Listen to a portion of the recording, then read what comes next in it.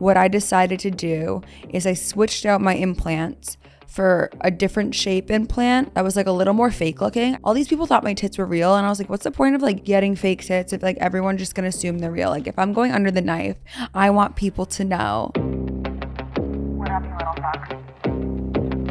Okay guys, I'm doing something really fucking stupid right now. We have an emergency debrief situation. Hi, this is Hallie from the streets of New York. Guys, I had every intention of staying in last night.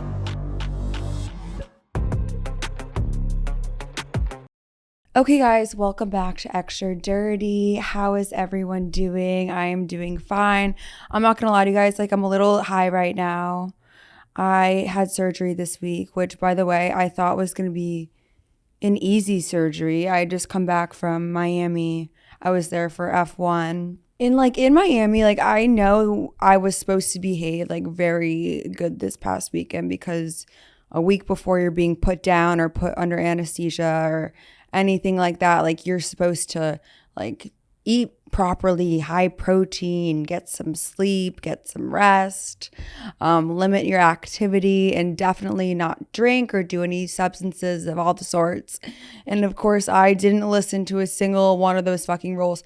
I mean, when I go to Miami, I just feel like I lose control of like all my inhibitions and all my willpower and all my will to live, honestly. I was there with a brand. And yes, I was technically there for work, so I don't feel as guilty about what I got up to. But after everything I got done for like my work stuff, there was just so many events surrounding the F1. And may I say like the F1 races in itself, if you guys don't know what F1 is, this was my first time at F1, so I wasn't really sure to what F1 was either. It's basically like race car drivers just whipping around the tracks, and it's a long haul to get there. And once you get there, it's like a massive, massive track. It kind of reminds me of like the US Open and how big that is, but so fucking loud. Like I wish I brought earplugs. It's just like a bunch of like all in your ear, and you like it kind of, and I don't know if I want to go back, to be honest, but it was fun. Like a lot of cool people were there, and I get like the camaraderie of it all. Like there was like fun activations and all of that, and a lot of fun after parties.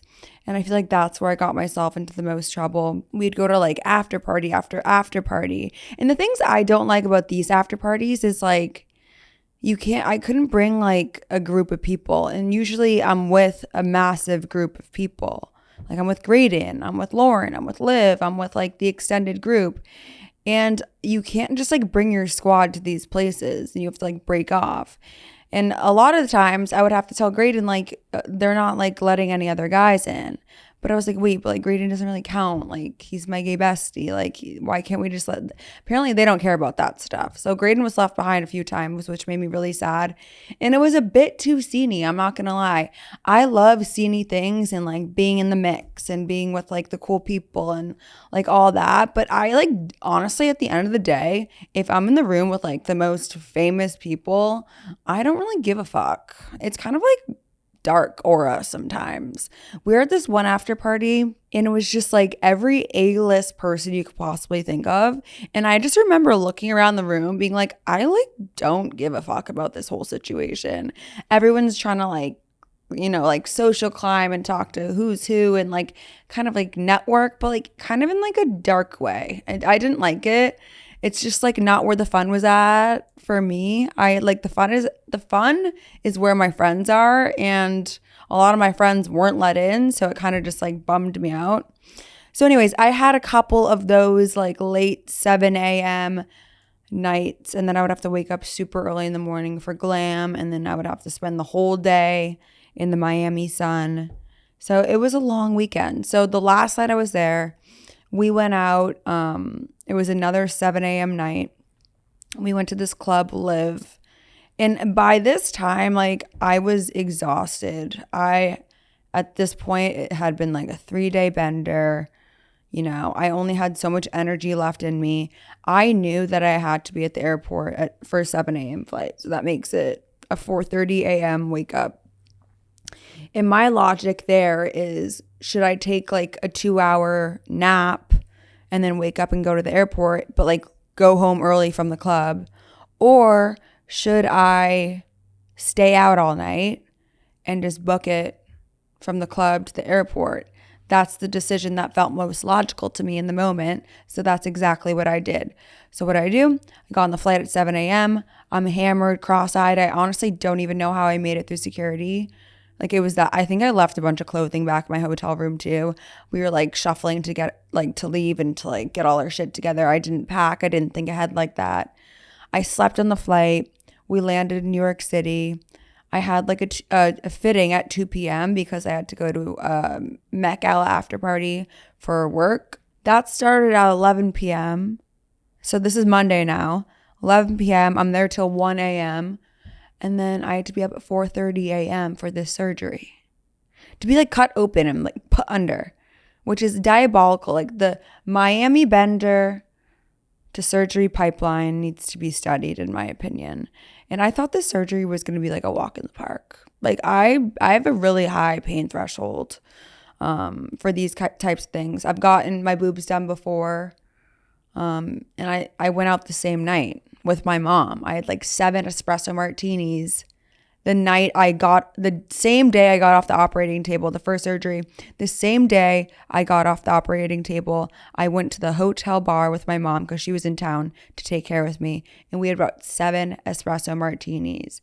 And I woke up the next day and I swear I was in more pain from the hangover than I was from getting cut open. So in my mind, I was like, oh, this surgery's gonna be a walk in the park. No, because this time what I decided to do is I switched out my implants for a different shape implant that was like a little more fake looking. I felt like all these people thought my tits were real. And I was like, what's the point of like getting fake tits if like everyone's just gonna assume they're real? Like if I'm going under the knife, I want people to know that I risk my life and that they are fake. But like everyone's like, oh my God, they look so natural. That's not a compliment to me. That was like an insult to me. So I was like, you know what? I'm going to get back on the table and do this again. So I switched out the implants for a different shape, a shape that like was a little more fake looking. There's only like 2 shapes. You can get a teardrop shape, which is like the more natural looking one, or you can get the circular shape that shows like more cleavage and whatever. That's the shape I went with. Not only did I do that, is I did this new thing called a surgical, like internal bra.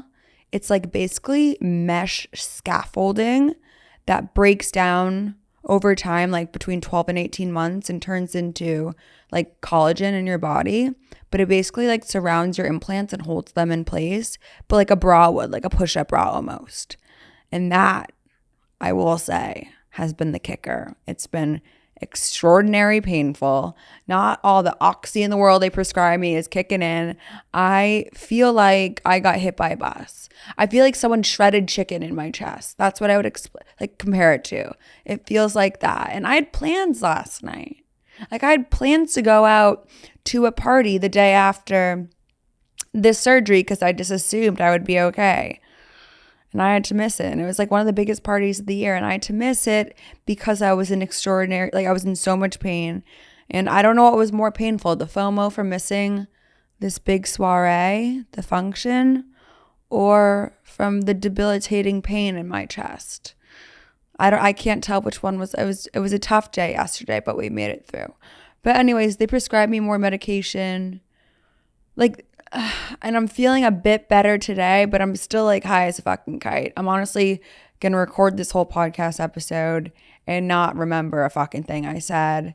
But we're going to have fun while we're doing it. So let's talk about FOMO, guys. So FOMO is a disease and they haven't found a cure yet to it. And once they find a cure, I will be calling up that doctor and that researcher because I would like to find a cure to FOMO. The only cure to FOMO is really sleep and like lots of melatonin. So you completely miss the night and can't really experience FOMO. I always have the thought process like, okay, what if I stay in tonight? What if I stay in tonight and that's the night that like I could have met my husband, or I could have had the sickest night ever, or like fucking so-and-so is going to be at the club and I totally miss meeting him. That's the way my mind spirals and thinks.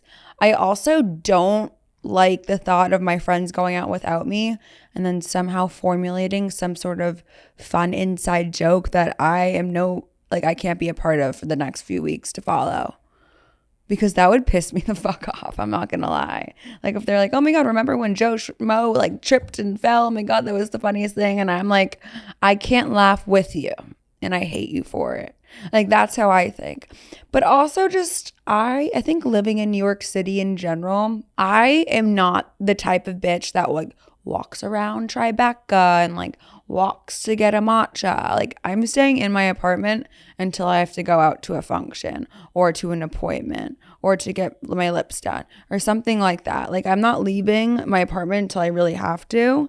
I'm not like a wanderer of the city. I don't romanticize New York during the day. That's not really what I do. Like I Uber Eats my coffee because I don't even want to walk outside and get it. That's the kind of like, that's how I roll. So when I go out, like I feel like that's my time to like leave my apartment.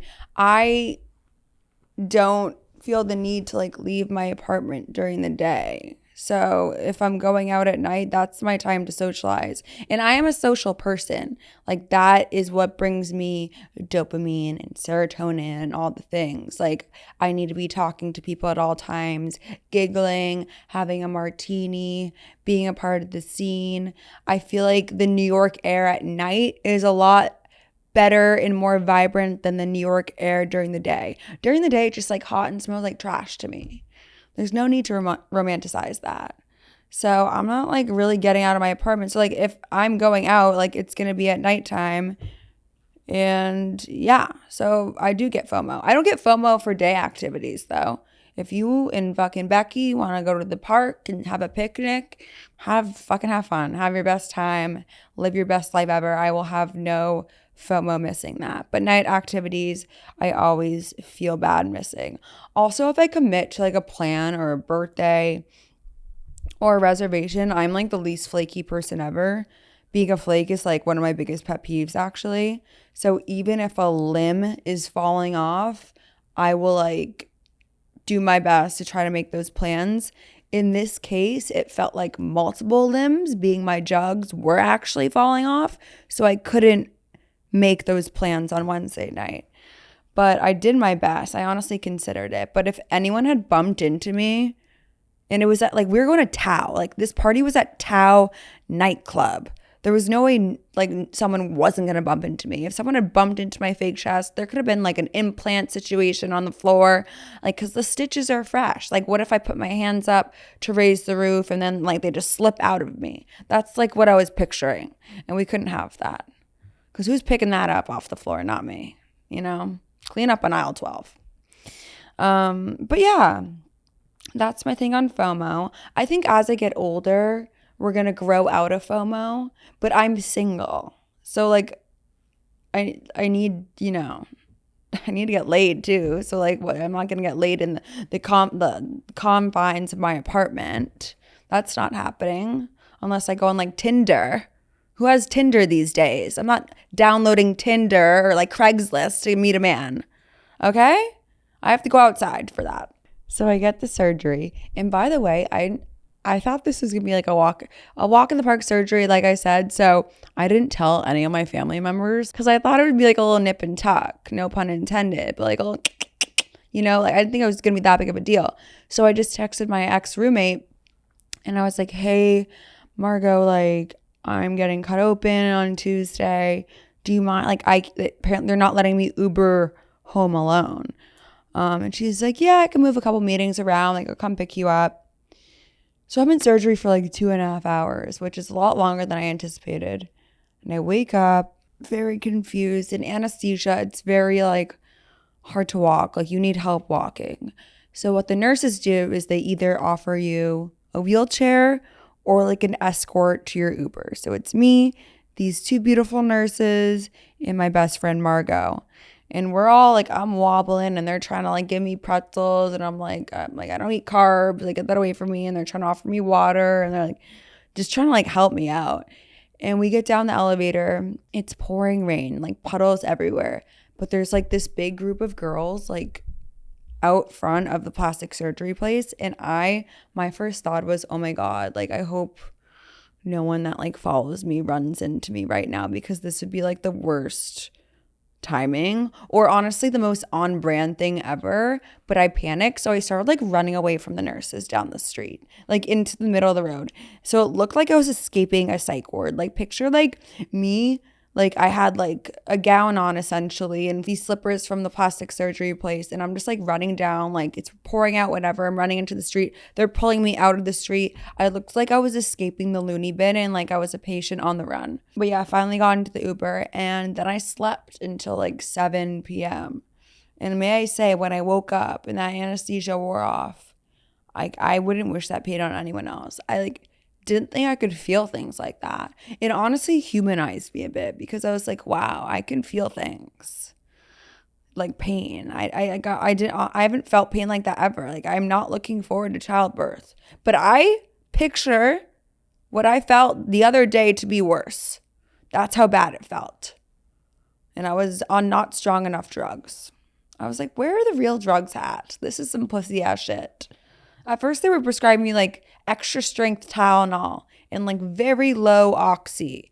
And I was like, can someone just put me out? I don't know what's going on. But it was fun. I would totally do it again. 10 out of 10 recommend. But yeah, the nurses, they gave me very strict post-op rules. They said no working out. And then they looked at me and they go, no bouncing, no sexual activity, for like 2 months. And I said, this was not on the brochure, babe. This was not on the brochure. My tits look great. They look like cannelli beans right now. Like, they look like Jack and the Beanstalk beans. They look fucking insane right now. Like, I took my compression bra off and I sent a picture to my 2 girlfriends, and I was like, imagine if I was sending nudes right now and I was like, come over. My tits like go from like here to here because they haven't dropped yet. So they look like Jack and the Beanstalk. They look like the beans you put on your like Chipotle bowl. They look insane, but they're gonna look great in like 2 months. But the summer is right around the corner, so I probably should have like thought this timeline through a little bit more.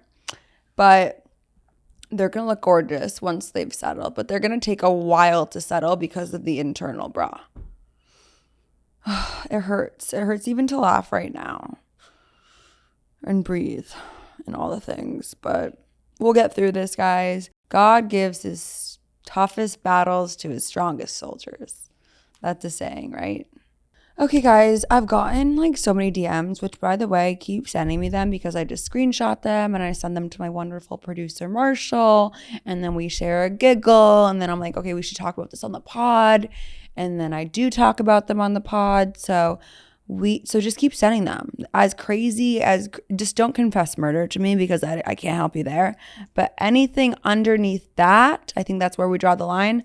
Please send me a DM, and we can go over them together. I'm going to read a couple, and then I'm going to give you my take on them. So this wonderful girl says, hey, Hallie, relationship advice, please. Been dating this man for 1 year, and he's the healthiest, sweetest man. I love him, but to be honest, he's not my type. I'm attracted to him, and he has a nice bod, just not facially my type, and is giving boy over man. We are moving to New York City together this August, and I wonder if having these thoughts is a red flag for our relationship. Let me know what you think. Well, yeah, I do think it's a red flag for your relationship, because if you're with the person you're supposed to be with, like the end all be all, I don't think like his face is going to be the one deterring you from like wanting to end the whole relationship. I also, and I love you, and I'm going to say this holding your hand, this might be like a red flag on your part. I don't know. It seems like he's checking all the boxes besides a physical element that maybe is not driving your way, but it's your life at the end of the day. Like, if there's one part of it that you're just not fucking with, then kick him to the curb. Also, like, sometimes the healthiest and the sweetest men, like, even reading that sounds not interesting to me. I don't think I would like that, really, to be honest. That sounds boring. Like, what? I'm guessing you're in your early 20s. We need to get some toxic men in here for the plot. Okay, I'm not suggesting that, but I'm saying it builds lore and it builds character, and you will then appreciate that sweet, sweet boy. Right? Yeah. Also, like, you've been together for a year. That's another good point to make. You've been together for a year. I feel like maybe you're moving and maybe things are starting to feel maybe a bit serious for you. And now you're trying to find reasons for why you might want the relationship to end. And you chose his face, which is fine. It's the easiest place to choose. I would start with the face too, because if he's the nicest guy in the fucking world, buys you flowers and is kind to you, so healthy and all this shit, I would pick his face too. If you wanted the relationship to end, I'd be like, you know what, you're sweet and all, but fuck your face. You have a stupid boy face. And if you're moving to New York City, that's also a key point I noted in here. With a man, you're young.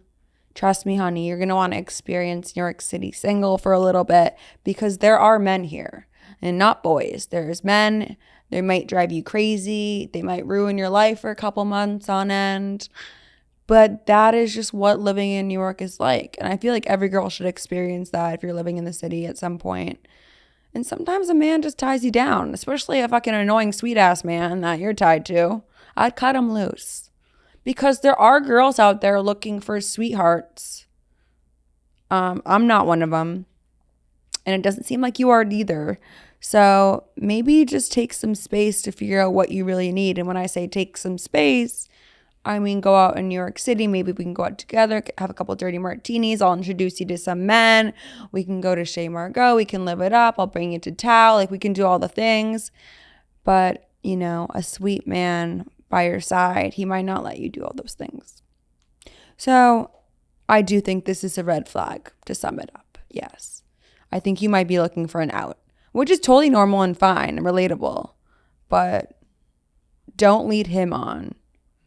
Like, if you're questioning it even a little bit, I always say this to myself and to my friends, if there's even one thing you're questioning a little, you're a little uneasy about, then he's probably like not the right fit. Not forever, but like definitely not for right now. And I think it's so important to be single or know how to be single. I see a lot of people not knowing how to be single. They're habitual relationship people. They'll go from relationship to relationship to relationship. How do you know who you are and how you are like on your own 2 feet if you've never learned how to like be alone, how to wipe your own ass, how to like, you know, do simple things in life, like to deal with like disappointment and heartache by yourself without having someone comforting you.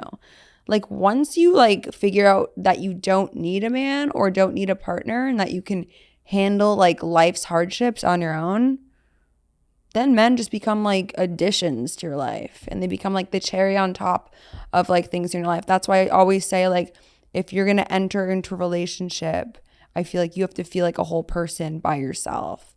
A man should never be like a supplement or like filling a void to make you feel like a whole person, because that's when you're fucked. Because say he dumps you and leaves you for Becky, then you're left feeling empty or feeling empty somewhere. And that's not tea. That's not what life's about. And yeah, that's my TED Talk for today. Okay, guys, I've also got a few DMs about like dirty talk and like how to dirty talk and like, is it or if it's meh, like how do you do it? When do you do it?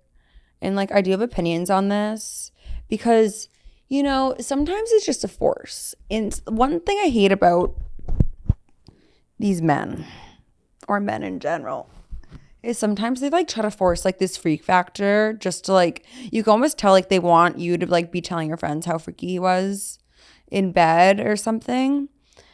And I feel like that all starts with the dirty talk, and some men just like don't know how to do it at all. And I will say, like, just if you're having sex and it's silent the whole time and you just hear like grunting and like breathing, that's not a vibe either. I mean, maybe it is for some people. I'm just talking about like my own personal opinion.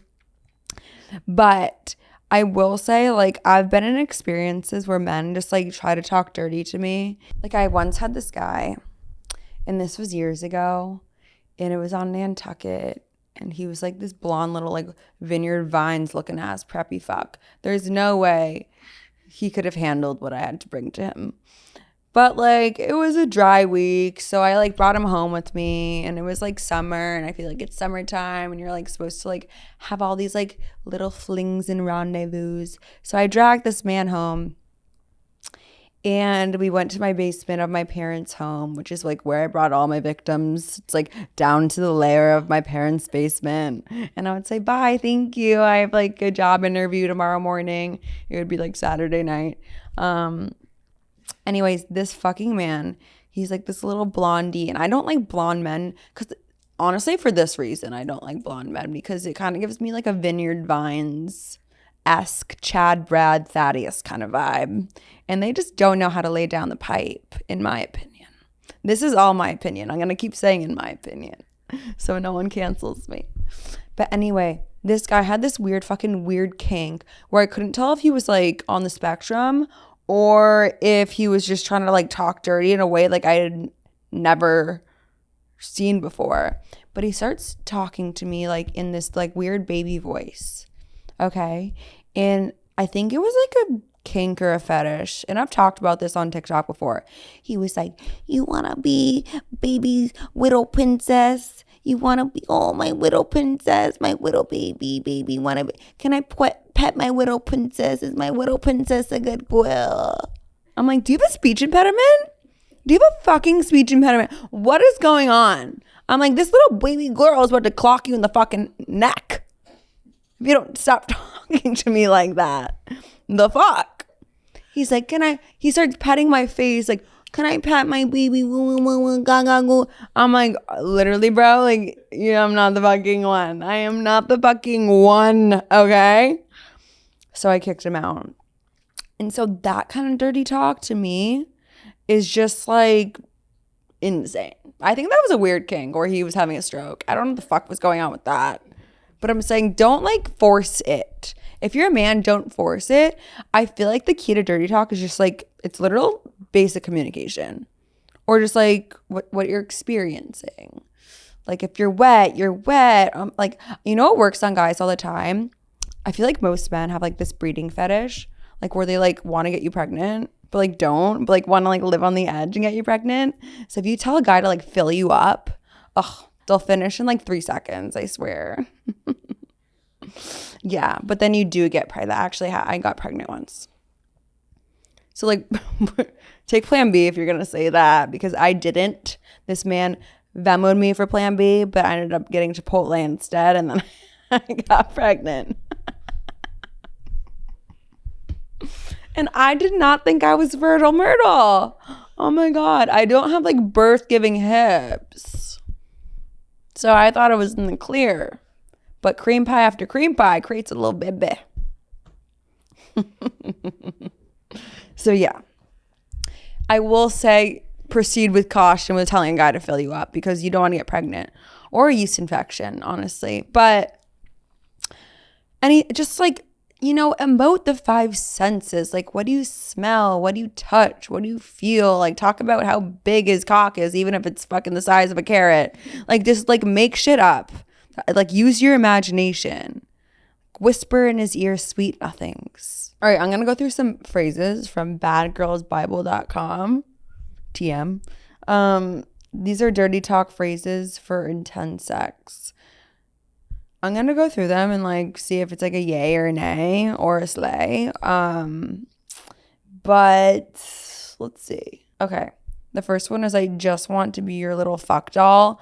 I would never say that in a million years. I want to be your little fuck doll? Babe.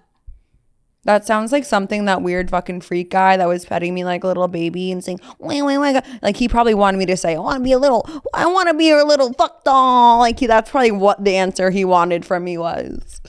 But like if you're into that, I guess. Okay, 2, I love it when you fuck me like a slut. Oh yeah, calling yourself a slut, a whore, all those things. Men love that. And that's the only place a man can call me a slut or a whore. But I have like a weird degrading kink, so like that shit floats with me.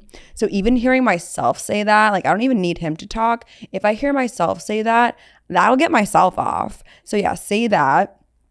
I give that a yay. The third one is, fuck me like you mean it. Fuck me like you mean it. I feel like that's just too like, You know what I mean? I don't like that one, to be honest. It just says, doesn't have enough umph in it. I'm going to give that one a no. But that's like a pretty basic one. 4, I don't want to feel my face or hands after you're done with me. Wait, having a stroke here? I don't want to feel my face or hands after you're done with me. It sounds like we need to go to the emergency room. I'm not going to lie. I mean, like, no, don't say that, please.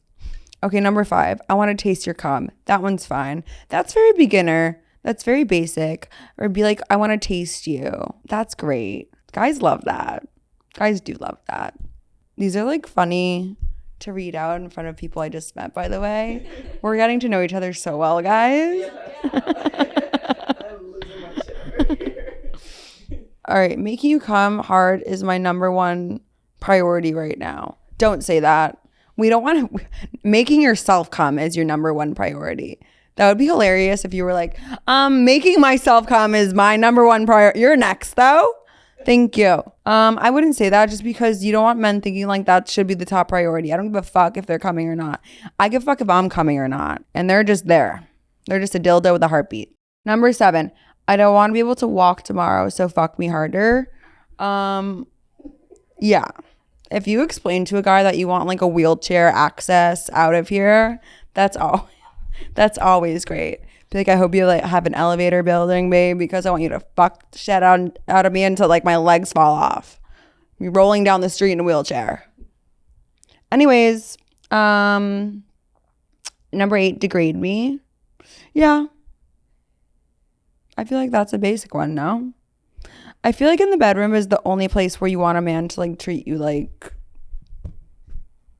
a whore. But like that's just me. Again, maybe you want respect and love and tender embrace. But if you are talking dirty, a guy doesn't care about butterflies and flowers and like hugging, like and about picnics and like lovey-dovey shit. I promise you that. You want to like say the most disgusting things you can possibly think of. Okay. Number 9, use me. This one could get a little tricky just in case he remembers it after. Okay. If you're saying use me, like, and then like you're having dinner later that night and he's like, oh, I can just use this bitch. I don't know. I think don't say that, especially if you're like just introducing dirty talk or if this is like a new situationship or like something, which is also a key factor into the things you could probably say when you're like talking dirty to someone. If you're in a fucking relationship and this man is going nowhere, say whatever the fuck you want. Say you want to shove a fist up his ass and have it come out his mouth and like you want to do the Macarena. I don't know. But if this is like a new situationship and you want him to like stick around, you want him to like think about you after, I would stick to like the very basic kind of like degrading, kinkiest shit you can think of. Okay, number 11, fuck me like you own me. That one's kind of fun. But again, dances on a fine line. Okay, number 12, you're going to make me come. You should always be saying that. Honestly, you should be like, you're going to make me come even if you're not going to come. That's how I get, like, if I'm not going to come and this is taking too long, I'm just going to say that so he comes so we're like done with this whole situation. That's how I get out of a bad fuck. It's honestly the smartest thing I've ever thought of. These are hilarious, Marshall. What? Fuck my cunt? Like, you could say that, I guess. I love your dick. That one's pretty PG. Don't stop. You should always be saying that unless you're in doggy style and he's clapping like a fucking Macarena. Like, yeah, we don't want any bunny rabbits behind us. The bunny rabbit frat fuck is the worst thing ever. And in that case, I would never be saying don't stop. Like, I would be saying stop. Grab my breast and squeeze my nipples. I would not be saying that right now, although I have no feeling in my nipples today. That one's like kind of fine, I guess. Fuck me harder, daddy. Yeah, you know, I've introduced the word daddy in here sometimes, here and there, but it depends. I would never call a man daddy unless they were at least 10 years older than me. You can't be saying that to like Brad from like Sig Kai. Like, you should not be saying fuck me harder, daddy to like the man from TD Kai.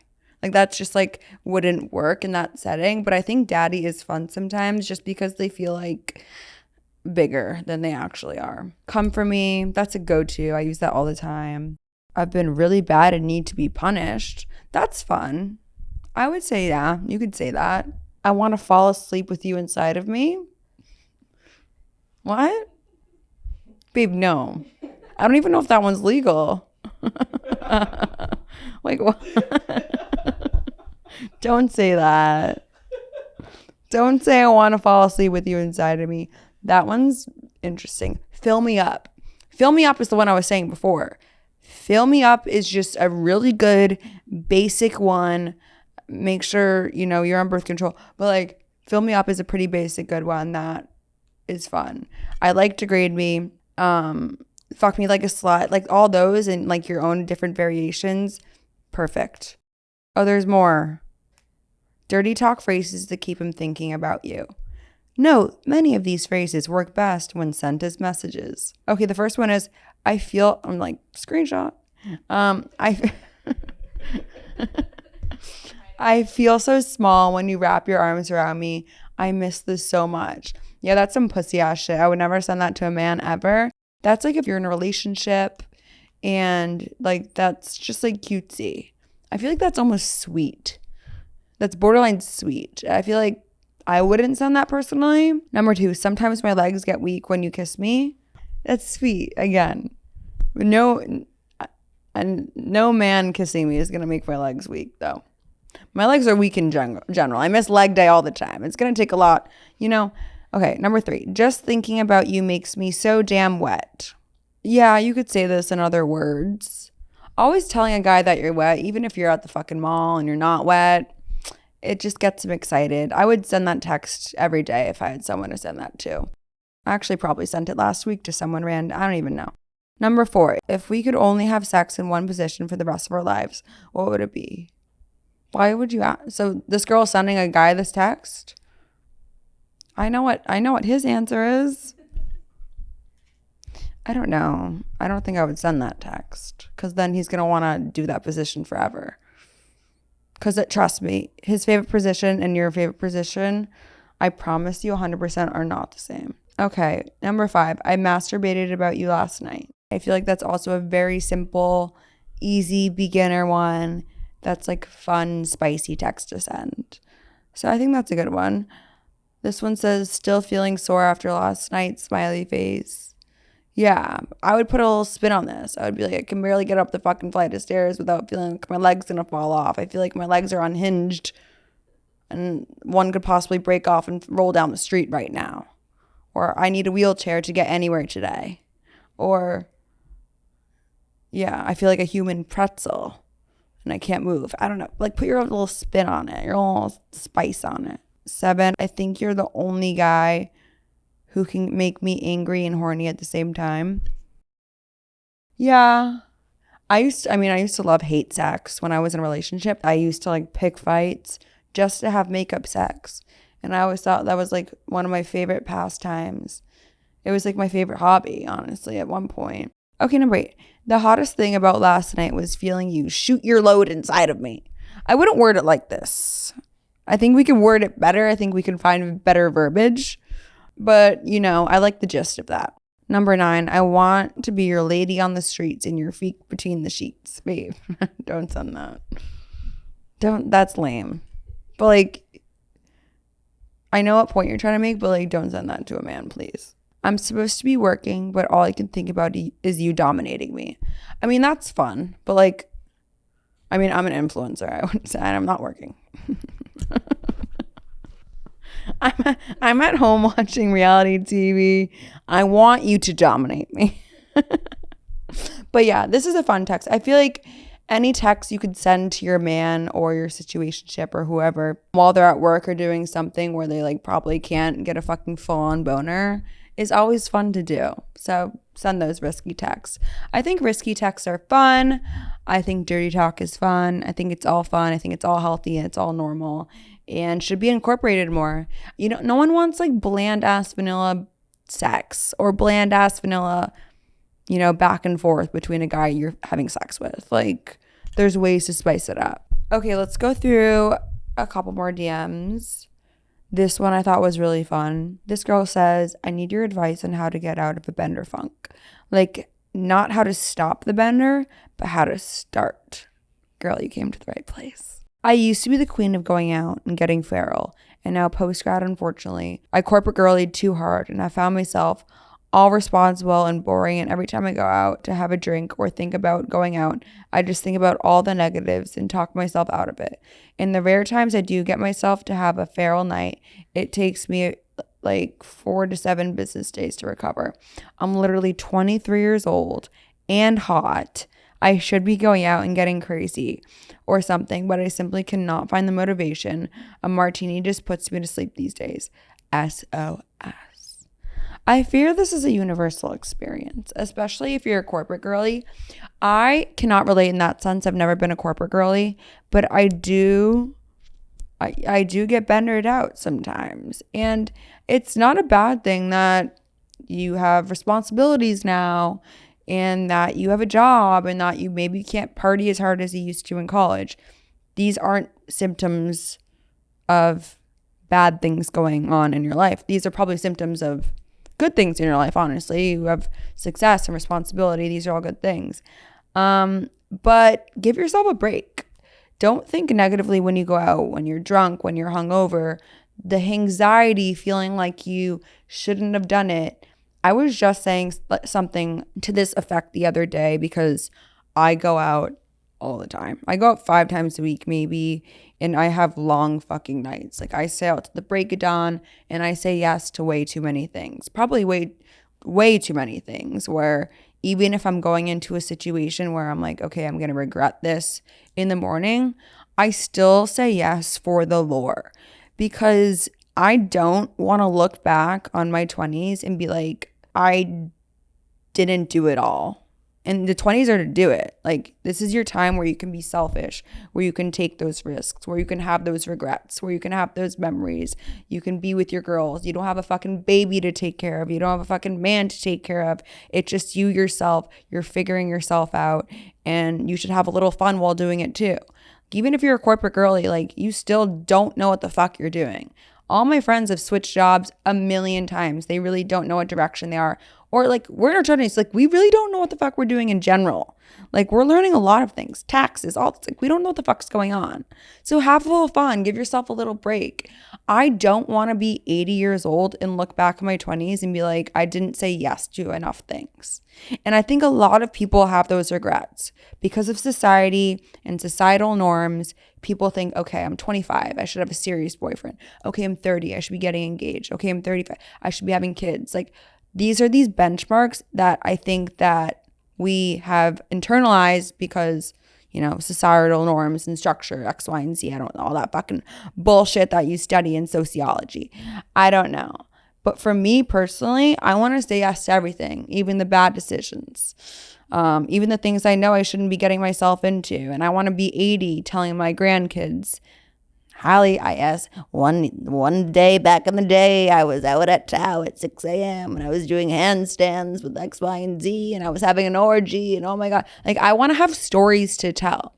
Like, I would like to have stories to tell, even if they're good, bad, but it's like what, you know, for me, it builds character, it builds lore, it builds experiences.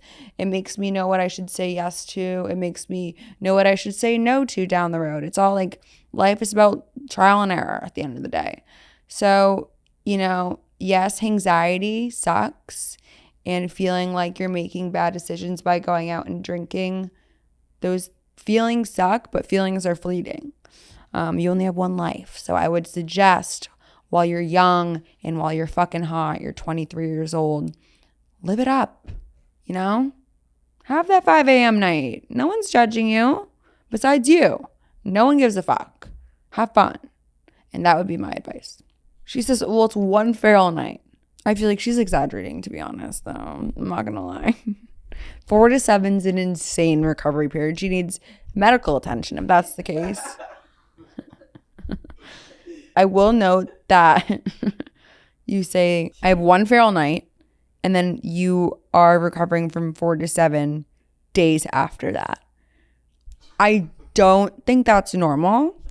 we need to seek medical attention if that's really the case. I don't know what you're drinking, if it's absinthe or something strong that's putting you completely the fuck out. But if you're out from 4 to 7 days from anything, we need to go to the doctor or get an IV. Masturbating helps. Like, I would just switch up your drink order if you really feel like you're being taken out like that. I will say, for me, espresso martinis put me the fuck out. Like, I would cut those out if you're drinking those. Like, if I'm drinking more than one espresso martini, I'm throwing up all over my duvet cover and no one can talk to me for like 19 days. I'm like unreachable. It's like a problem. But yeah, if there's, maybe find a little balance in your feral nights. Drink water between you're taking shots. I don't do any of those things, but I'm programmed differently than most. But 4 to 7 days after a feral night, I always say the only way out is through. So if it's a Friday night, you had a feral night, keep drinking. Okay? The cause is the cure. And the only way out is through. The shampoo effect. So if you have one drink at brunch after a feral Friday, you're already fucked up. It's great. You feel great. You're back to normal. You feel like you got your personality back and everything. Okay, guys. On our next segment. Oh, I don't know why I just transitioned it like that. Guys, okay, what else are we going to talk about? Let's talk about signs the guy just wants to fuck you and leave. To be blunt. Because a lot of these men are just like squirrels. They just want to get their nut and get out of the tree. You know what I mean? So let's just talk about some signs that I've noticed in my ripe age. I'm 27, but I've fucked a lot of guys. That I like know where a guy just wants to fucking get out there. Because sometimes I just want to fucking get out of there too. So like they're the same things I notice. They go both ways. Signs a guy just wants to hook up. First of all, if you fuck a guy, the first thing I notice is he trying to hang out in the morning? Is he overstaying his welcome? Does he want to get breakfast? Does he want to get coffee? Does he want to talk about like where he vacations in the summertime, his deepest, darkest secrets? I don't know. Like sometimes like guys can like be oversharers or overstayers. And I feel like if a guy wants to like overstay or like get a meal with you or get a coffee with you the next day, that means he's like into you a little bit, or either that or he's just like starving. But like I feel like it's usually he wants to spend more time with you. The next thing I notice is he initiating plans like right then and there. Is he like, when can I see you next? If a guy is not initiating plans with you, he probably just wants to fuck. Also, what time is he texting you to hang out? Because like your time is equally as valuable as his time. So you should not be waiting on a Friday night for a guy to text you at 10:30 being like, let's link up. Like you should be making plans as if that he does not exist. I used to have this problem too, where I'd be like, okay, the girls want to go out to dinner and have a night out and do all these things Friday night. But in the back of my head, I'd be like, oh, what if so-and-so hits me up? Like I would rather see him. Like the girls will get it, blah, blah, blah. That's not how you should be thinking. And don't think like that. And I'm slap on my hand because I wish I didn't think like that either. So if he texts you like after 10 p.m., then he can go fuck himself. He can go get his pocket pussy out of his bedside drawer and literally go fuck himself, because that's not what we're doing. It's not what we're doing in 2025, okay? Anyways, next. Is he texting during the week? Is he consistent texting you? Inconsistent texters can go fuck themselves. I'm an inconsistent texter. I can go fuck myself. I do that sometimes. But like, inconsistent texters are a really, really big red flag, especially for men, because men are like, you know, they only text you when they like want to see you and they want to like put their dick inside of you, and like you don't deserve that unless that's what you want. If you just want like a little fuck buddy and that's very casual, but like if you like a guy and he's being inconsistent about texting you, not being like, how's your day at least, or like at least replying to your stories. It could be the bar is so fucking low with these men these days. But if he's not texting you at all during the week, then literally he can pull out his pocket pussy and go fuck himself, because fuck that. Anyways, next. Is he rushing to intimacy? Is he trying to finger you at the dinner table? Okay, you want to get drinks, it's the first date, and he's already like, are we going back to my place or yours? This is a red flag for most. For me, I'd eat that shit up and say, let's go, baby, let's get it poppin'. Mine or yours. But this is usually a red flag, usually a sign that a guy wants to just like sleep with you. As I've said in previous podcasts, like I don't really believe in like the third date rule and like waiting, making a guy wait. I don't think any of that shit has any weight. I know a lot of people that have fucked within the first 30 minutes of meeting that person and they've dated for years.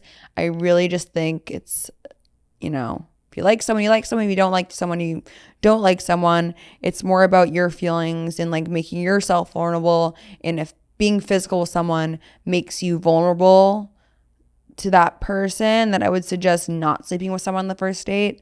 But I would look out for that. Is he rushing to fuck you on the first date? Is he trying to finger blast you at the dinner table? These are all things to look out for and feel out for. Maybe don't wear a skirt on the first date. Anyways, what's the next one? When he compliments you. Is he complimenting you on the inside or the outside? Is he only touching on your physical features, or is he touching on, you know, I like this about you? Is he asking you a lot of questions about your life? Is he, you know, trying to get to know you and like, you know, being like, oh, you're so funny and like trying to like get to know your personality? Or is he just like, you're so hot, like, bro, your ass is so fat, like, oh my god, your hair, oh my god, like, is he talking, like, how is he talking to you? How is he complimenting you? That's also something to take note of. Also, I would just say this as like a general thing. Men are very simple creatures. I know we like to think that they play games, you know, like they're like always like men are not like fucking MacGyvers, okay? They're not Nancy Drews up in this bitch. They're not smarter than us, especially emotionally. Men are not smarter than us. You can fucking clip that if you want. I think when it comes to dating and stuff, women are way more in touch with their like EQ and like they know exactly what's going on. But men are simple creatures.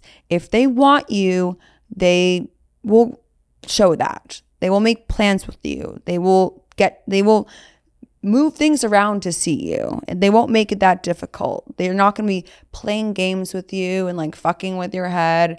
If they want to see you, they're going to see you. If they don't want to see you, they probably don't like you. And that's the hard truth, unfortunately. But hot take maybe, like I don't think men play games with girls they're not interested in. I think honestly, like men play games with girls they like. I don't think men are playing games with like random girls they're just like meeting for the first time. I think you have to like build rapport with someone to like start playing mind games with them, if that makes any sense. But that could be the Delulu in me. If a man is like clearly playing games with me, I'll be like, but he chose to play games with me. Okay? He's choosing me to fuck with. He's not choosing Becky from East Village to fuck with. He's choosing me to fuck with. Okay? But I would say overall, men are simple creatures. 2 + 2 = 4 for them. They want to see you. They're going to make that known. If they don't want to see you, they're also going to make that known. There's no like reading between the lines. There's no subliminal messages. They don't probably know what a subliminal message is. Like they're going to make it very clear. So that's how I feel about that. Avoiding conversations about the future. Like making plans. I've said this before, the easiest way to get rid of a guy is to try to make plans with them. Because once you start making plans with the guys, they're running for the fucking hills. I don't know what it is. If a guy's like initiating plans, he wants to like see you. If a guy's not making any plans at all, avoiding talking about doing things down the road, that's a red flag to me. Like if you're like, we should do something this weekend. And he's like, I don't know what my plans are yet. Or I should be around this weekend, but I'm not really sure what I'm doing yet. Red flag, red flag. He should be like incorporating into, like even if he's getting dinner with his friends or going out with his friends, he's like, he should be like, you should come along or meet up with us after dinner or X, like stuff like that. Like he should not be answering with, I should be around this weekend. I don't know. I'll let you know. He's not going to let you know, babe. He's never going to let you know. He doesn't want to see you. Honestly, men suck. The more I read these things, I'm like, ugh, they fucking suck out here. This is why I go for older men. The fuck. Okay, guys, that was a lovely little solo sesh. I love doing these solo sessions. I feel like they're therapeutic in a way. I get a lot out. And even though I'm super fucking high and all these painkillers right now, I had a great time doing it. But anyways, as always, you can watch on YouTube, like, subscribe, comment, be nice to me because I love you all.